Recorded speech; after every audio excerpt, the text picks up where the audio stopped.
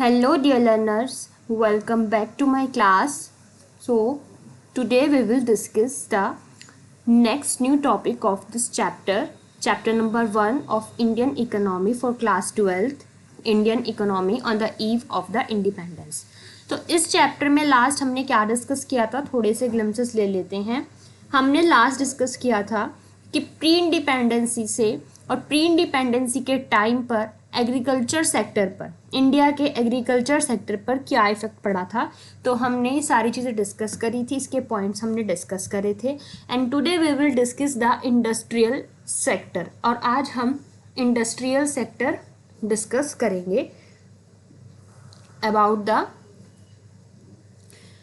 Pre independency eve. ठीक है, कि प्री इंडिपेंडेंसी के टाइम पर इंडस्ट्रियल सेक्टर का क्या मतलब हाल हुआ था इंडिया में. So on the eve of the independency, India's independency, the industrial sector was largely under development.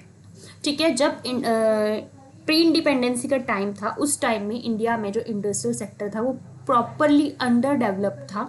मतलब बहुत ज़्यादा नुकसान हो चुका था, डोमिनेटेड वाली हालत थी. ठीक है, कंज्यूमर गुड्स पर, जैसे टेक्सटाइल हो गया, और काफ़ी डिक्लाइन आ गया था ट्रेडिशनल हैंडीक्राफ्ट पर due to the Britishers colonial rule.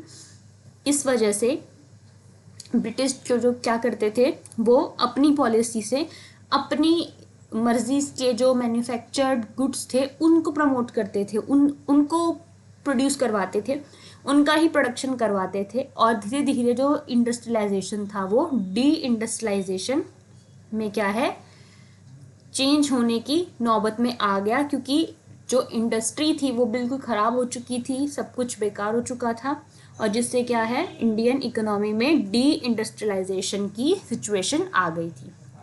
So there was a lack of heavy industries, काफ़ी सारी हैवी इंडस्ट्रीज थी, लिमिटेड कैपिटल गुड्स की प्रोडक्शन की.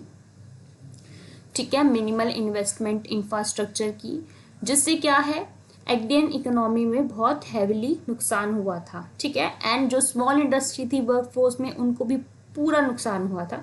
तो कुल मिला के जैसे एग्रीकल्चर सेक्टर में बहुत सारी प्रॉब्लम का सामना करना पड़ा था, सेम इंडस्ट्रियल सेक्टर भी बहुत अंडर डेवलप हो चुका था.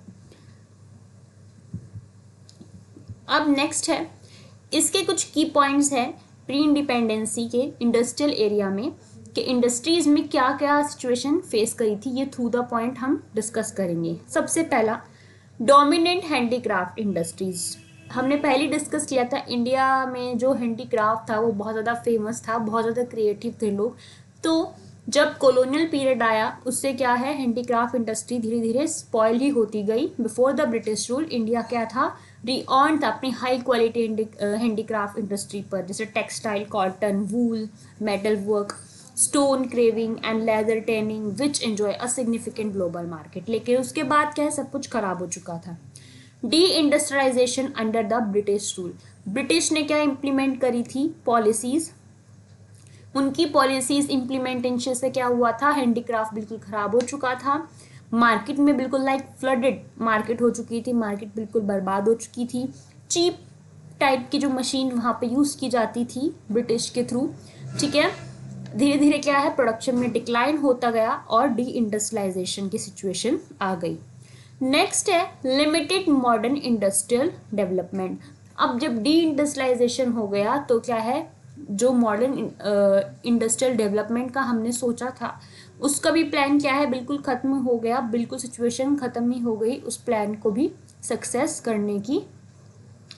वाइल सम मॉडर्न इंडस्ट्री जैसे टेस्को था, अच्छी इंडस्ट्री थी, वो क्या है बहुत ही लार्जली कंसंट्रेटेड फ्यू सेक्टर्स में ही बढ़ चुकी थी, उसमें कोई भी सब्सटेंशियल इंडस्ट्रियल बेस नहीं रहा था, वो भी ख़राब होने लग गई थी. Lack of goods for production के लिए गुड्स रिसोर्सेज भी नहीं दिए जाते थे जो प्रोड्यूसर्स थे, बहुत ज़्यादा रिजिडिटी थी सिचुएशन में. फोकस ऑन प्राइमरी सेक्टर पर ही फोकस किया जाता था due to the British policies. जो मेजॉरिटी थी इंडियन वर्कफोर्स की वो एग्रीकल्चर सेक्टर पे ही फोकस करती थी. इंडस्ट्रियल तो बिल्कुल ही खत्म होने लग गया था. एंड इम्पॉर्टेंट आस्पेक्ट क्या था प्री इंडिपेंडेंस इंडस्ट्रियल सिनेरियो का, कि ना तो एग्रीकल्चर सेक्टर अच्छे से चला, ना ही इंडस्ट्रियल सेक्टर अच्छे से चला. नेक्स्ट है टेक्सटाइल इंडस्ट्रीज. टेक्सटाइल इंडस्ट्रीज बहुत मेजर सोर्स हुआ करता था इंडिया की इकोनॉमिक स्ट्रेंथ का, लेकिन उसको भी बहुत सफ़र करना पड़ा due to the British rule, due to the cheap British cotton textile की वजह से। इंफ्रास्ट्रक्चर डेफिशिएंसीज, इंफ्रास्ट्रक्चर्स भी ख़राब हो गए थे क्योंकि अच्छा प्रोडक्शन नहीं हो रहा, इंडस्ट्रीज़ बिल्कुल डाउन जा चुकी थी, ट्रांसपोर्टेशन नेटवर्क ख़राब हो चुके थे और इंडस्ट्रियल डेवलपमेंट भी बिल्कुल वर्स्ट हो चुकी थी। लास्ट है लिमिटेड इन्वेस्टमेंट इन टेक्नोलॉजी, टेक्नोलॉजीज़ जो एडवांस टेक्नोलॉजीज़ था उनका भी कोई यूज़ नहीं किया जा रहा था। तो कुल मिला के ये सारी चीज़ें ऐसी थी जिससे क्या है, हमारी जो इंडस्ट्रियलाइजेशन एरा था वो डी इंडस्ट्रियलाइजेशन में कन्वर्ट हो गया था और प्री इंडिपेंडेंसी से यही हालत थी। और आज कितनी स्टेबिलिटी है इंडस्ट्रीज़ में वो आपको पता ही होगा।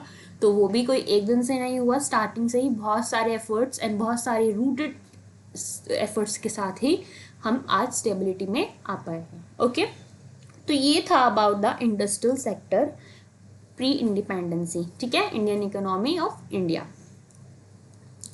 नेक्स्ट क्लास में हम डिस्कस करेंगे सेम तरीके से फॉरेन ट्रेड के बारे में। अभी के लिए आपको फिर से बैक से रिवीजन करनी है, दोबारा से इस चैप्टर का एक बार इंट्रोडक्शन देखिए, लो लेवल कॉलोनियल पीरियड के बारे में समझिए एंड एग्रीकल्चर को देखिए, मेरे लास्ट वीडियोस में मिल जाएगा आपको। एंड इंडस्ट्रियल सेक्टर हमने आज डिस्कस कर लिया है, तो एक बार इसको अच्छे से रिवाइज करके आइएगा ताकि हम आगे के टॉपिक में बहुत ईजी कवर कर सकें। ओके, सो एंड कोई डाउट होता है must be let me know under the comment section. I will provide the video for that as soon as possible. Okay, so आज के लिए वीडियो अच्छी लगी है लाइक करना, इसको शेयर करना और सब्सक्राइब करना चैनल को। And for more videos connect with me, stay tuned with me. We will meet in a next video with a new session and with a new topic. Bye bye.